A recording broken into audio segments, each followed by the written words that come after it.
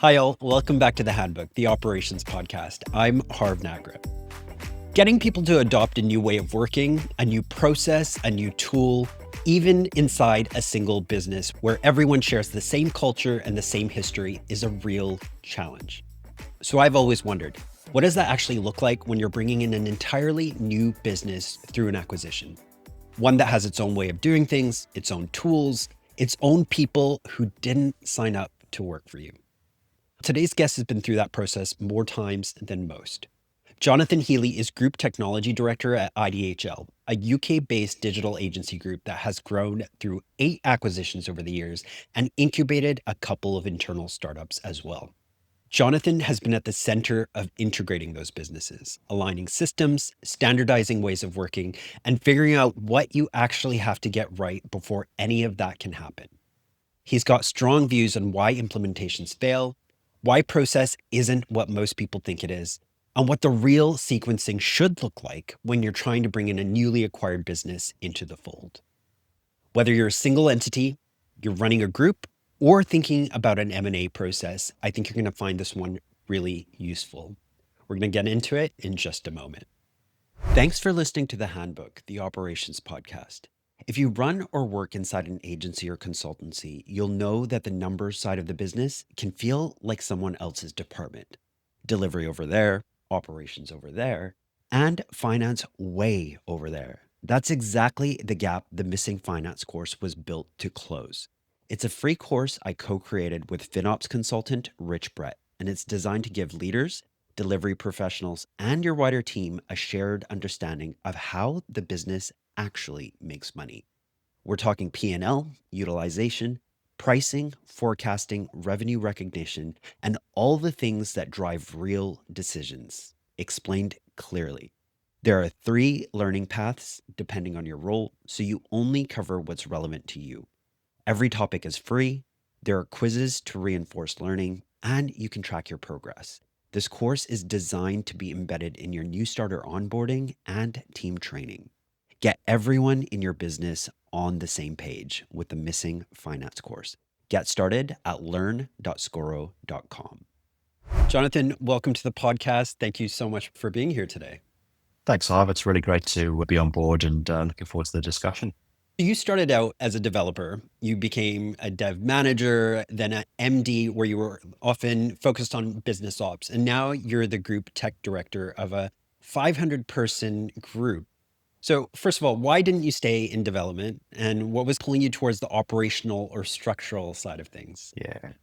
I think at the stage of my career when I was a developer, a lot of the thinking was that in order to progress, you had to become a project manager. And so given the opportunity to become a project manager, it's one that I took. And so that obviously means a slightly different kind of career path. I didn't stay a project manager for very long. I am an outstanding project manager for about 2 weeks. And then I start to lose interest and it all started to fall apart. And I think I realized that quite quickly and ended up back in that dev management role. But I think there was enough in there that the business I was in at the time, I think partly through need, obviously saw something in me that they thought was more interesting. And started to get dragged into all sorts of things. I've been customer facing for a fair while as a developer, but suddenly involved in pitching for new business and the sales process. I found myself around a management table. I was being invited into board meetings to feedback on various things to the board. And I think what I started to realize is that I was seeing the kind of the overall system as a whole, not just as a technical solution. And so I think the problem solver in me wants to go broader than just servers and code, but to understand what good looks like, what great looks like from end to end. And even today, I'm firmly of the belief that great development starts with the very first conversation that a salesperson has with a client. Right.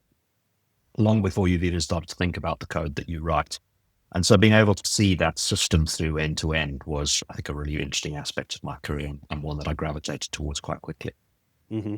So I understand that IDHL has made 8 acquisitions over the years, I think, and you've been involved in integrating a lot of them, or perhaps all of them. I have personally never gone through that process. Really keen to pick your brain on this today. Can you help us understand what that actually looks like on the ground when a new business joins the group? What's the first thing you try to do, and what's the first thing that usually goes wrong? Yeah, so I think the first thing that you tend to start with is the behind the scenes stuff. So things that don't directly impact the clients of Yeah. the acquisition or the clients of us as a business, the Mhm. things that don't necessarily impact the majority of staff. And so for most of our acquisitions, we would say on day one, nothing will change for most people. And I think that is true, at least on day one. And then over time, that may adapt.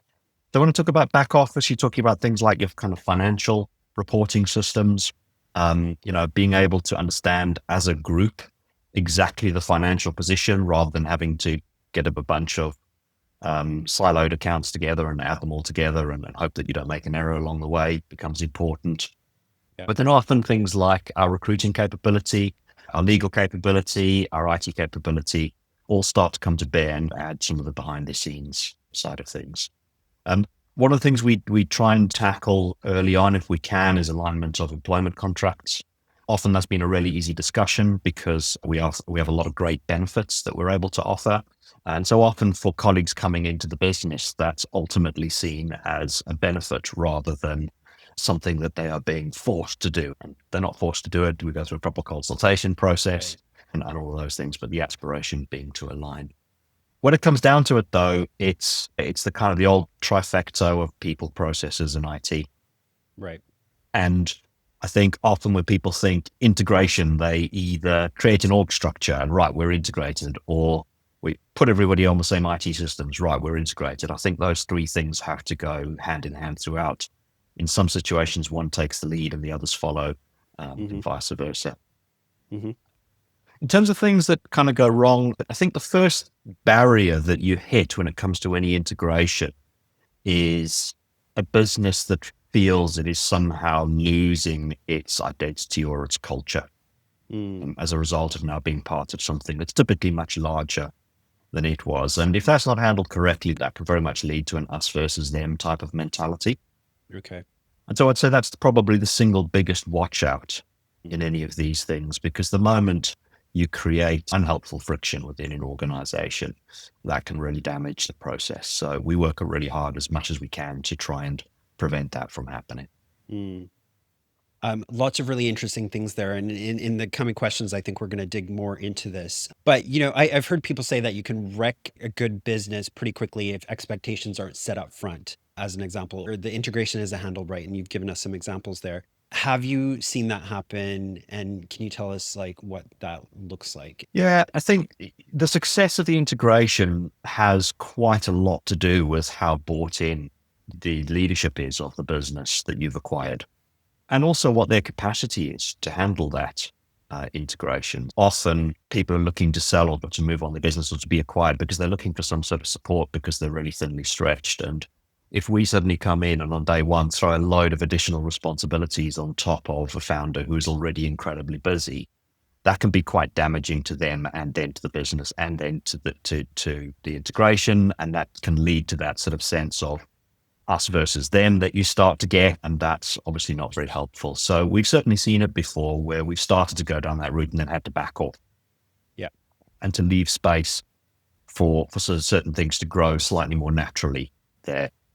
I think one of the things we try and do these days when we're talking through an acquisition as well is to understand what the non-negotiables are from both sides. Mm. We've certainly seen it in the marketplace where one agency is acquired and had absolutely no idea what was expected of them, or sometimes even the acquiring agency had no idea what to do with them.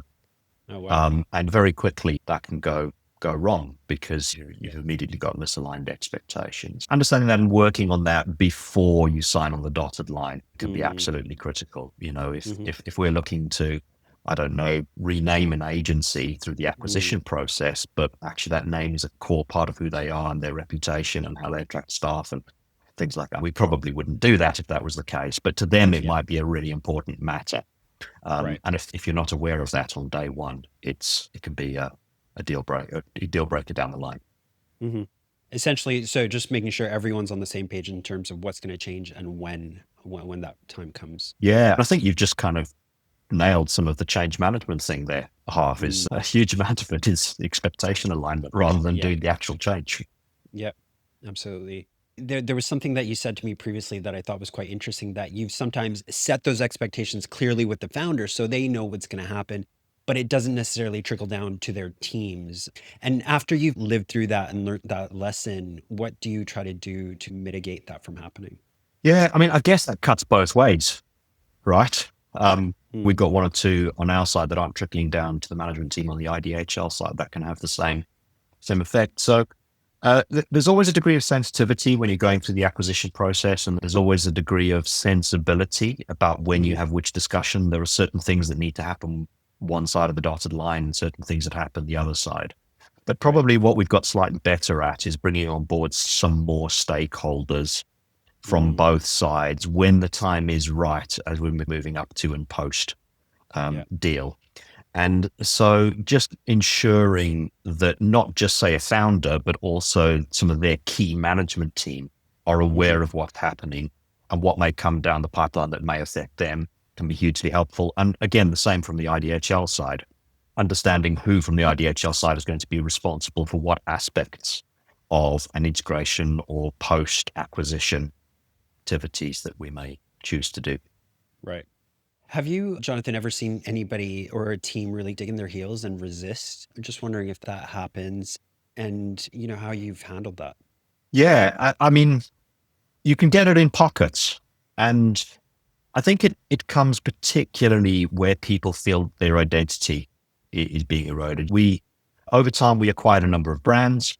Right. You can go and have a look at the timeline on our website, but we had brand one, brand two, brand three, brand four, and we were going to market as, I think at one stage, about 8 or 9 different brands. We took the decision to consolidate that all into, a single brand just to make the story for our customers easier to understand and our go-to-market easier to understand.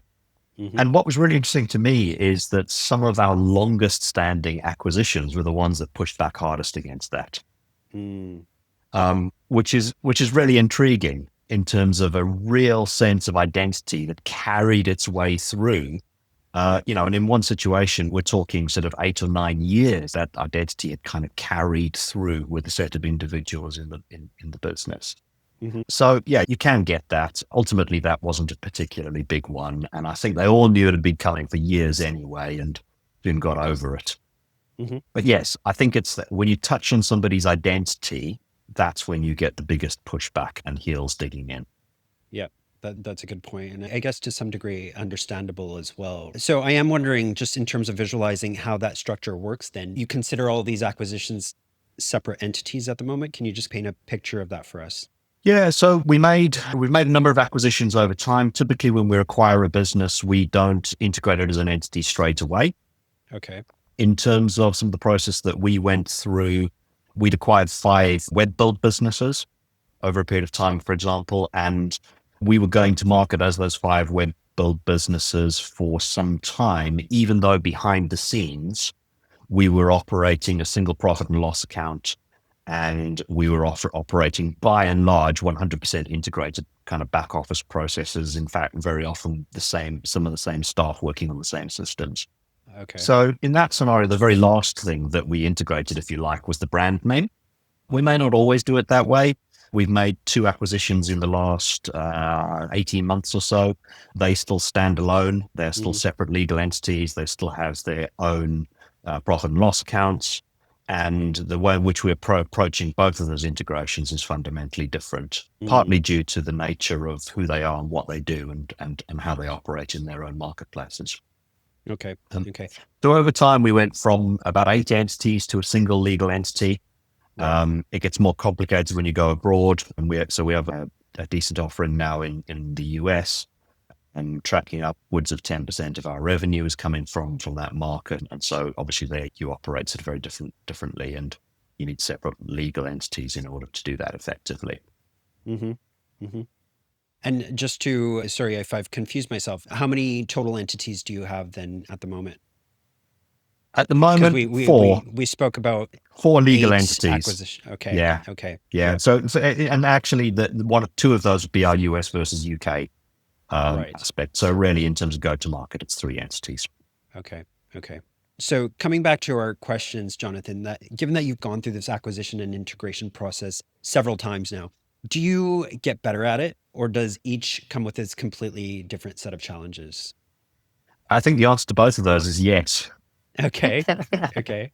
You get better at it? Yes, we get better at it, but equally, I think when we were first going on this journey, we were a smaller business, so you're requiring a different type of agency to the type of agency or business that we're requiring now. Uh-huh.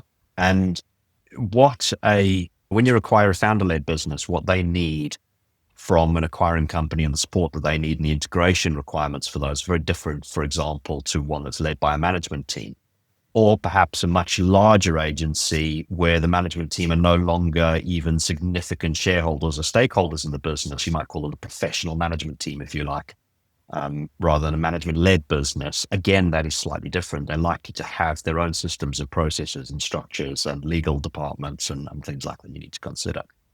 So as you scale, each one becomes different, and the reasons you buy each business is also different, and that affects how you integrate them. So for quite a long time, we essentially had platform bolt-ons that we were moving into the business. So although the businesses perhaps operated or looked from the outside like they were in a similar space, they operated in completely different markets, and so could be kept quite separate Okay. as a standalone specialist function. As you start to acquire larger entities, they tend to do more things and have more services and more products. Mm-hmm. And then you start to get something more of an overlap with existing products and services that you offer. And so that means that you've got a slightly different set of complexities that you're dealing with when it comes to integration. Right. Right. That makes sense. And that was going to be my next question is there a certain kind of business that's harder to integrate? But maybe that's an example is where you have that overlap. You need to figure out Yeah, what you're going to I, do I, about it. I think so. When we were acquiring essentially different channels to add to our business, Yeah. it didn't necessarily matter so much if they had a completely different process, Right. because we could look at that and we could re-engineer it over time. But I think when you're offering the same product in a slightly different way to the same set of customers, that suddenly changes the dynamic. Mm. And I think also you're dealing with, again, depending on the size of the business, different integration needs. If we head out and we acquire a much larger business, it inevitably comes with its own timesheet software and Right. potentially with its own PSA and definitely an accounting system and Yep. probably an HR manager Mm-hmm. and all of those things that with a much smaller business they wouldn't have, and they would just gratefully take whatever we had to offer as their default without even questioning it. So the conversations become very different when you're dealing with a business of scale. Right. That makes sense. You were pointing out that it comes down to people, process, technology is, I think, how you put it a few minutes ago. So let's go back to that kind of order things need to happen, structuring roles, integrating processes, technology, reporting, and all of that. How do you decide what needs to come first and why that order? Yeah. So I think just from a purely practical point of view these days, because so much happens in an online space, some of the Yeah. IT considerations are straight up front. Okay. Just simply to be able to collaborate as teams, having access to the same systems becomes vitally important. Sure. So that's not necessarily to say that we're going to overnight transform and integrate big document repositories and things like that. That requires a little bit more consideration and thinking, but just simply making sure that everybody is on the IDHL network and can access the IDHL systems is your starting point. Yeah. And that even comes through as far as we have an HR system that requires you to be on our network in order to access it for security reasons, etc. And so in order for us to align contracts that I spoke about before, the IT thing has to happen. And so that's a typical path that we would go through is IT access. We would typically look at that sort of staff contract alignment. And then it's into the other back office things. So often we would look at how contracts are structured. We're lucky enough to have an in-house legal team. And so being able to make sure that we're able to offer clients a single consolidated set of terms and conditions is a huge advantage in terms of their engagement with us, but then also our ability to easily understand what our commitments are to each customer Mm-hmm. and to speak a common language. So it's often things like contracts. I've mentioned accounting and finance systems before. Very often we will leave an acquisition through the current financial year that they're in. And the moment we start the next financial year, it's into our systems. so that we're not trying to do that. We're doing that across a year end rather than in the middle of the year. Makes sense. And yeah, and then I think it's a question of deciding whether or not you align or whether or not you directly integrate. And I think I would probably draw a distinction between those two things, because where integration is hard, often the first thing you're trying to do is to think about, okay, how could we align these two things slightly so that in the future we're able to integrate them more effectively? Can you just explain that a bit? I'm not quite sure I understand what you mean by align. What would that mean? Yeah, so a good example of this is if you've got a workflow that is done by two very similar teams in the two different businesses. So we went through quite a lot of this when we did our kind of web division integration, where we had agencies who, even some of them used the same software platform to manage their work, but had completely different workflow statuses for tasks running through their Kanban boards. So one of the first things you can do is say, okay, well, how can we align these two processes so that they both are familiar? Sometimes that can literally come down to labeling. Right. Sometimes that's, okay, you have the same process, but we're going to label it the same now. Really nothing's changed, but the name of things has changed. And over time, that makes it easier for people to say, okay, we can now use one platform instead of two. Yeah, makes sense. There's also the element of roles, right? And whether there's redundancy due to them becoming part of the group.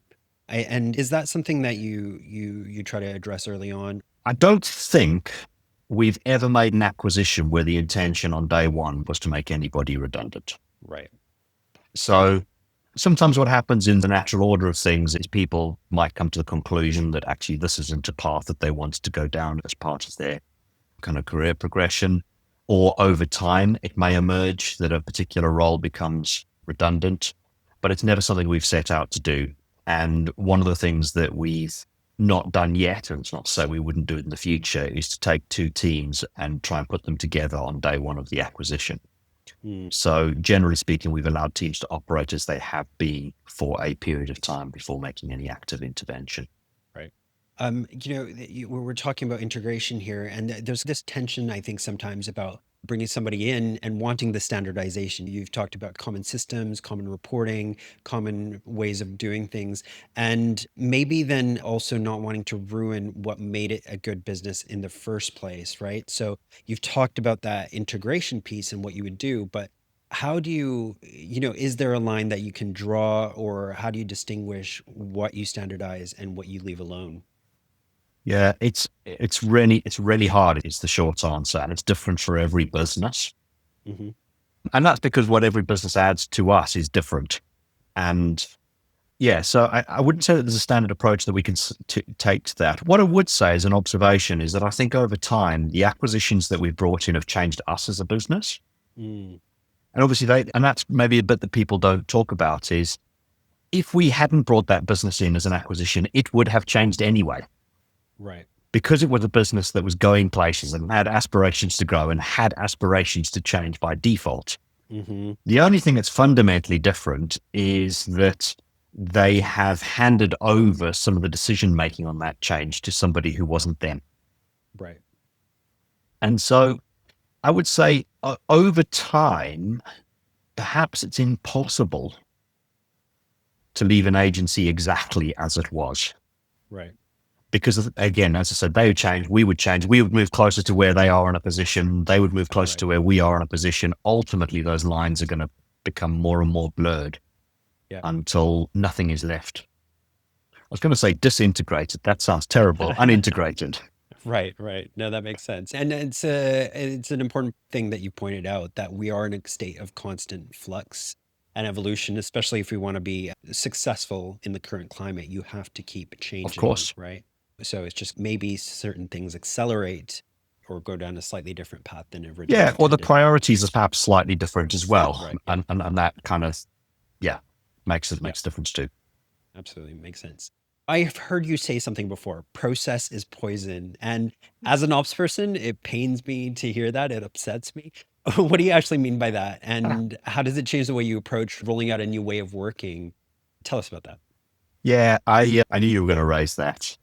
How dare you? Yeah, no, but it's an important point because, and I believe a certain type of process is poison.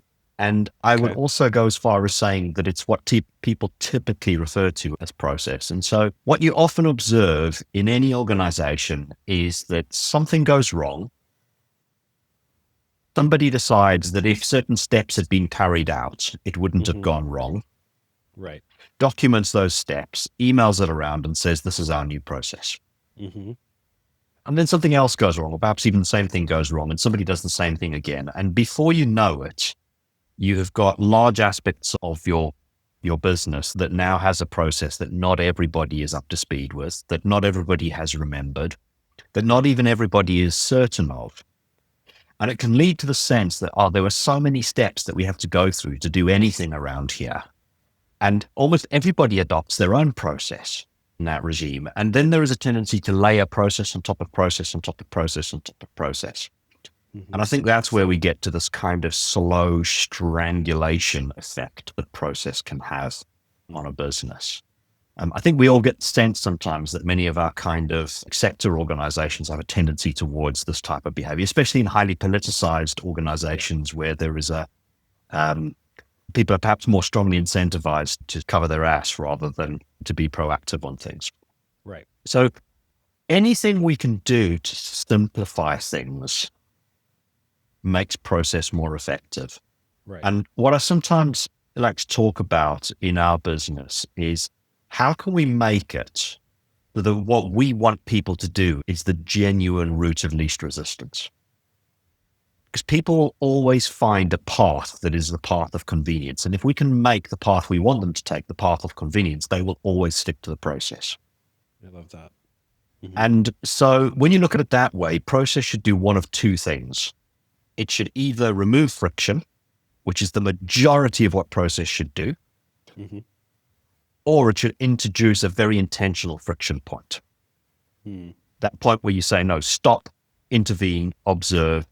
And I've got a great example of this from a process that we run in our business every single week that relies on a project manager critically evaluating a piece of information, summarizing it and putting it into another document form.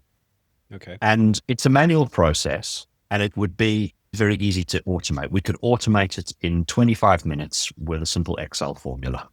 Okay.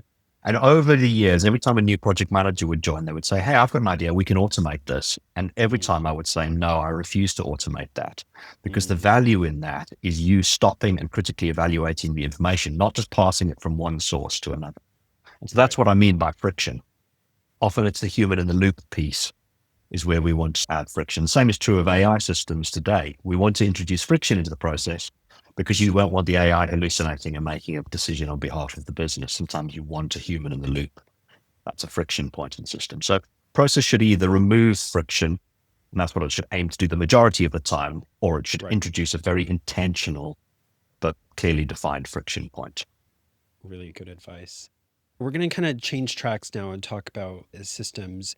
You have at IDHL built a lot of internal platforms rather than buying off the shelf tools. These days, like with platforms like Lovable, Replit, and so on, you can build things with a series of prompts as well.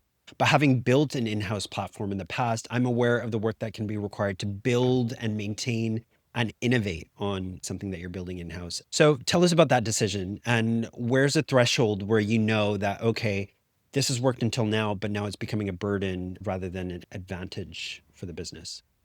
Yeah, I think the majority of the systems that we built in the early days were business operations systems. And Okay. the reason we built them is because there were no good alternatives available. Hmm. We're a long-standing business. Some of those systems date back more than 20 years. Right. Um, they're not 20 years old. We've continued to invest in them and modernize them and update them over time. But of course, what happened over time is that we built up kind of an ecosystem of systems that meant that in some parts of, in fact, in large parts of our business, the entire process is systematized literally from the first conversation that we have with the prospect through to the final invoice out the door, including kind of Okay. connectivity back into our delivery and operational teams. So Mm. we feel that that's a huge, huge part of who we are as a Hmm. business. And replacing those with off the shelf systems when you've got Mm. something that's really highly customized to you Hmm. is a challenge. Now, Hmm. that's not to say that we haven't done that. Hmm. For example, I think CRM systems have matured significantly in the last decade. And a short while ago, we made a significant investment in removing the CRM that we had built ourselves and replacing it with an off-the-shelf alternative. Right. It still plugs into our entire business process end to end. And I think that's the kind of the core value that we would maintain. And so over time, I can see us replacing some of our other systems. But it does also mean that we're reallocating some of our resource and capability elsewhere. And we don't use Replit or Lovable, but we do have agentic coding capabilities that we have invested in. And we are building tools to help our team service our customers more effectively as kind of our primary internal development function now, rather than tools to manage our business process. Right. Partly because we have most of those, but partly because actually the greater value is in being able to service clients better through the rapid development that we can now do. And how do you know that it's time to replace something then? That example of the CRM then, where did that as an example, Yeah, that decision come from? some of that was an integration exercise. Coming back to this acquisition side of things, we would acquire an agency and they would say, right, we've got Pipedrive or we've got HubSpot. And before we knew it, we had, I think, 2 instances of HubSpot and 5 instances of Pipedrive in our business running alongside an internal CRM. Okay. And so once you started to look at that and you say, okay, how do we integrate this? You've now got some scenarios. Is, do you put everything in HubSpot? Do you put everything in Pipedrive? Do you put everything in our internal CRM, or do we go and test the market and see what's available? And so we tested the market. We saw what's available, Yeah. and ultimately we selected Salesforce, which is probably the most successful SaaS platform on the planet, and used that to replace the 7 or so systems that we had with one single consolidated system. Sure. Sure. Now, one more question on this kind of theme is the technical investment. There's the balance of having your resources working on billable projects for clients. I'm just going back to that kind of example of myself in a past workplace where we'd built this system. The challenges we ran into was like the client work comes first, and not having a team focused on iterating and developing this becomes a bit of a liability and frustration. Like you build something that works for today rather than for tomorrow. So how do you guys manage that? Yeah, I mean, the only way you can do it is to ring fence the resource to do it. And I think we're lucky enough that we're now at a scale where we can do that. Right. So we have an internal development team that is not responsible for any revenue whatsoever. Okay. Yeah. We do have some of our revenue generating team will from time to time work on sort of special projects, if you like, normally to provide benefit back into their division. And some of our aspiration there is to take those products into our internal team for maintenance on an ongoing basis, because you're absolutely right. People overlook the cost of maintaining a piece of software, which is oftentimes just as expensive as building it. Right. Right. And with the change of kind of pace in the market and stuff like that, you need to dedicate that resource to make sure that you're kind of Yeah, keeping up with. 100%. And it's very easy to throw together a vibe coded application today, but ultimately software still needs to be maintained. And I think it takes just as much effort to maintain a vibe coded application as it does a traditional software application. That side of things is not going away.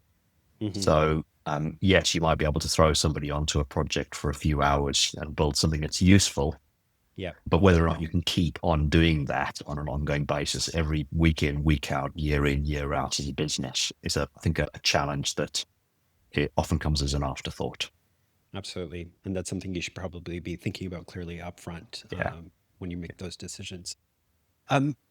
Sorry, were you about to say I something? was just going to say, I think coming back to your original question about that sort of build versus buy, I think if we were starting the business fresh from scratch today, we probably would have bought more than we've got.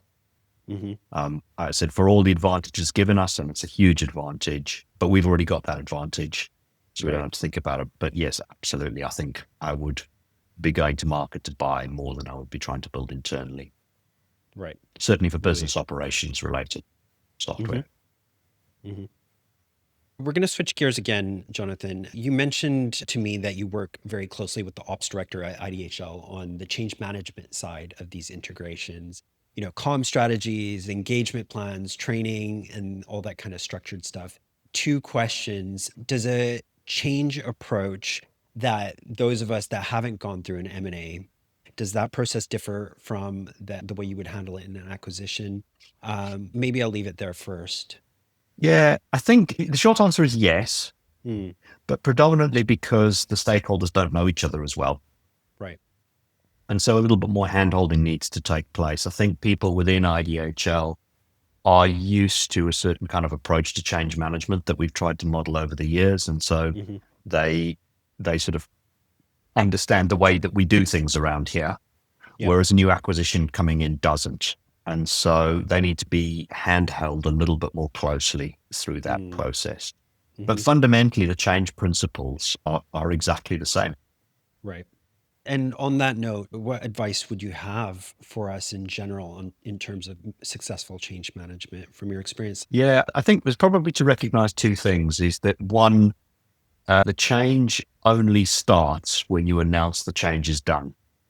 Mm, And I think we've drawn on in our business over the years, the Bridges transition model. I don't know if that's one that you've come across before, but the sort of hmm. this notion that for those of us who are directly working in the change and instigating the Yep. change, for us, when we announce it to the business, is great, pat on the back, everything's done, off we go. For those receiving the change, it's brand new Mm, to them, and they still right. have to go through the transition process with that change. And so I think a lot of change management fails because we don't recognize the bit that comes after we launch the change. Right. And maybe the second part that comes with that I've learned is that nobody's reading your announcement. So people are really busy. People have a lot of communications coming across their desk all the day. What you are announcing to them may not be the most important thing that they deal with that month. They may come back to it weeks and weeks later when it's no longer relevant or something like that. So I think the importance of how you communicate cannot be overstated. Right. So we try and telegraph change before it happens. We try and ensure that there are announcements leading up to it. We make sure that it's properly announced on the day. We do follow-up announcements to it, confirming that it's in place. Every one of those announcements is written for multiple audiences. Every announcement always has a TLDR at the top of it. So Right. for those who are hard pressed, who may not read the whole thing, at least the TLDR tells them whether or not they really should read the whole thing or not. And so we try and work really hard on those things. But that being said, I think what I've learned is that most people are still not reading those announcements, and you have to walk them through that transition step by Mm, step over a period of time. hmm. Hmm.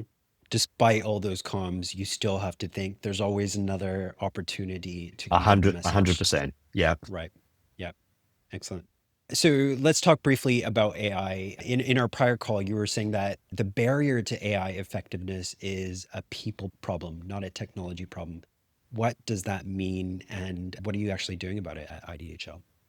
Yeah. So first of all, this isn't an all people problem. We have practitioners in our business that are super enthusiastic about AI, are over every tool, over too many tools, doing really impressive things and really leading the charge when it comes to that. But with any change, with anything that's new, there is always a degree of reticence from people to embrace it. Hmm. And I think that's even harder when there is an undertone in the marketplace of, and it could take your job, Yeah. which I don't believe in for a moment. I am a firm believer that AI is coming for your tasks, not your role. Mm-hmm. Um, and we do see that more and more. But again, it becomes a change management challenge to take people on that journey. And so for us, we've tried to, as we've launched AI capabilities to the wider business, we try and take everybody through a training program. We've tried Okay. to ensure that people are trained in how to use AI safely, Mm, in what the risks are in using AI. We've tried to ensure that everybody is aware of our policies and what they state with regards to use of AI, and the fact that there always needs to be a human in the loop mm-hmm. somewhere. We've tried to ensure that people understand that when they take AI generated content and pass it over to a colleague or to a customer, it is no longer AI generated, it is their content and they take ownership of it. Yeah. I think really important to make sure that is the case. So we don't abdicate responsibility to a machine, Yeah. which is the last thing we want. So all of those training things become an issue. And I think one of the things that we also see right now, and maybe this is a tech problem, is that the maturity of the tools is such that it's really quite difficult from within the tools to share AI best practice with Mm, people. We see a lot of evidence of individual solopreneurs popping up and saying they can now do all the things because they have an AI. And the reality is they're probably doing all of the things to 60 or 70% of the capability that a human would do them. We probably have all of those roles in our business. And so how does the AI really act in that context? It's a big question. The other question becomes, okay, I as an individual have done something very cool using the AI capabilities that I've got. How do I share that with my colleagues? Yeah. And so a huge amount of my emphasis at the moment inside IDHL has moved on from, okay, everybody's got AI tooling now. That's just a given. But how do we get the most out of that? And a lot of the getting the most out of it is how do we leverage our teams and the champions within those teams to cascade their knowledge and their learning wider across the organization. And that's why it's a human problem, not a technology problem at that level. No, that's fair. Really helpful examples there as well. Question is that there's just so many tools out there as well in every type of niche and dozens of kind of competitors for each of them. So do you have strict control in your organization, in your group, about what tools people are allowed to use, first of all? I don't know if that's as simple as a yes, no answer, but then how does the training and the best practice, is it that you train people on the policies and stuff like that and then allow them to just run with it?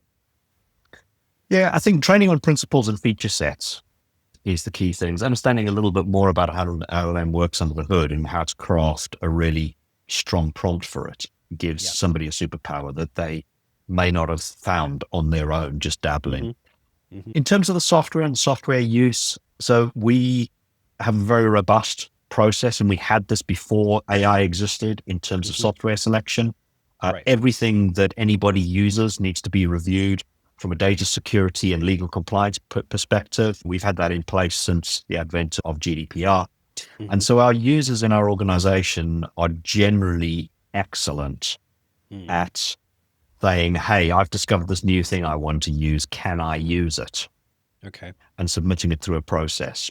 And so we have a suite of AI tools and capabilities that we have authorized for use within the business. Some of those are limited in their scope, either to a particular team or a particular function or a particular use case. But then we've also got some generic tooling that we've rolled out across the business using the Microsoft Copilot platform. Our feeling in that is that it gives us access to several models rather than locking us into a single vendor, and it's integrated into the stack that we already use. So the rollout is really convenient. One thing that makes me really uncomfortable is when I see organizations flipping from one to the next day after day. Okay, Gemini's released a new model. Right, now we're on Gemini. Okay, next week OpenAI. Okay, now we're back on OpenAI. And I think in this kind of race, it's really hard to determine who is winning that race right now. And I think you may be better off backing just one of the bigger vendors and sticking with it for a while than trying to keep on top of every single new capability that is released each week. Right. I want to go back to something you said a moment ago about that kind of there being certain people that might have more mature skills and it becomes very difficult to share best practice and all that kind of stuff. Have you cracked that? If somebody obviously is doing something exceptionally well, you do want more people, we talked about process being poison, but you do want people to know what the hack is so they can start delivering more efficiently or whatever it might be. Yeah, so I run an AI drop-in session fortnightly in our business that is open to anybody across the organization. We get a good few of regular attenders and then people dropping in and out. And I'm constantly on my ear out for what I'm hearing in the business to try and bring that to light and share some of that best practice. Beyond that, we have tried to work with our senior management team to identify kind of who are the champions in their areas. And to try and encourage them to lean more heavily on those champions and just to say, okay, we're operating now, I guess, in a federated model where what AI can do in your department is not going to be defined centrally. You guys are going to need to forge that path for yourself. Here's the tools, here's the capabilities, here's some training to get you going. But you as a team need to figure out where that lands. And so I'm trying to act as a facilitator amongst line management wherever I see what I think is a really neat way of doing it. To share that with other teams. So, for example, we have one or two teams. I think our PR team, for example, do an amazing job in the space. Some of our kind of content production team do a really good job in this space about identifying what best practice looks like in their team. And so we're able to take those examples and share them more widely in the business. Really good examples there. Tell us what you're most excited to be working on in the coming months then. I probably can't, Harv. Yeah, fair enough. No, we've got a few things that we've been working on through our IDHL labs, which is our R&D capability within the business, a revolving door of some of our best people working on some of our kind of more exciting innovations that definitely keep an eye out on our website for any announcements around there. But I think a lot of where our focus is for the second half of the year in terms of our AI adoption and AI journey is about trying to ensure that the kind of the rote admin repetitive tasks that our people do day to day are taken off them as much as possible so that we're able to free up our most brilliant people to focus on the expertise that clients really come to us for. And our sense is that if we can use AI to automate the admin, right, we ought to have a colleague group who are more satisfied in what they do day to day and who are adding more value to our clients day to day because the clients are getting more of their thinking time and more of their expertise, which I think is a hugely powerful proposition, cuts against the grain of some of what you might see out there in the marketplace as well. Absolutely. That's a great goal and ambition for the year. Jonathan, this has been such a great conversation. If people want to reach out to you to get some advice on the acquisition process, the integration process, and all that kind of stuff, where can they find you? I'm on LinkedIn. It's probably the easiest. So I'm more than happy to reach out over there and ping me a message, mention that it came through this podcast, and I'm more than happy to sit down with anybody and have a one-on-one conversation. Excellent. Really appreciate that. Thank you so much for joining us today. An absolute pleasure, Harv. A lot came out of that conversation with Jonathan that I think will resonate whether you're thinking about an acquisition or just curious to know more about how it works. And at the heart of it, this was really a conversation about change management, and that's something all of us are dealing with. A few things stood out for me. First, the sequencing point. Jonathan made a useful distinction here that the back office tech, your financial reporting, legal, even recruitment capability, that should get consolidated early because you need group-wide visibility quickly. Second, the identity piece. You can get pushback hardest when you're looking at changing someone's brand. It's a reminder that the longer people have been a part of something, the more they've invested in what that means to them. Change that touches identity needs more care, not less. And third, something Jonathan said about change management that I thought was really honest, that change only starts when you announce it's done. For those of us implementing change, the hard work feels finished at launch. But for everyone receiving it, that's day one. Change programs fail when that gap isn't closed.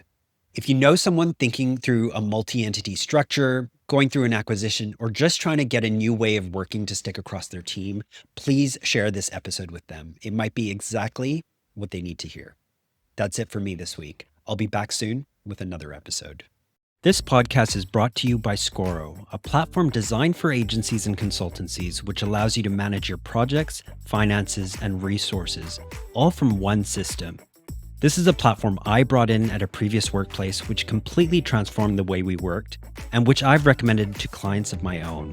You can sign up for a free trial on Scoro.com. That's Scoro.com. Or reach out to me, Harv Nagra, on LinkedIn if you'd like to hear about some of my experiences.